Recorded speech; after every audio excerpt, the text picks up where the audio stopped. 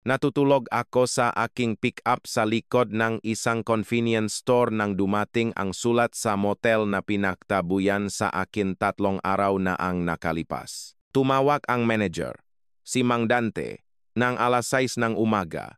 Ginising ako mula sa isa na namang bangungot tungkol sa abogado ni Isabel. Mateo, sabi niya, may certified letter ka rito galing sa isang law firm sa Batanes.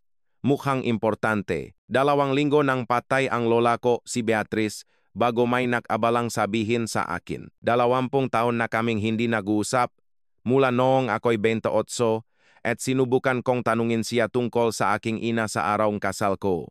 Binabaan niya ako ngang telepono noon, tulad ng kung paano ako bababaan ng telepono ng aking ama makalipas ang 40 taon nang sabihin kong papunta ako sa Batanes. Simple lang ang sulat.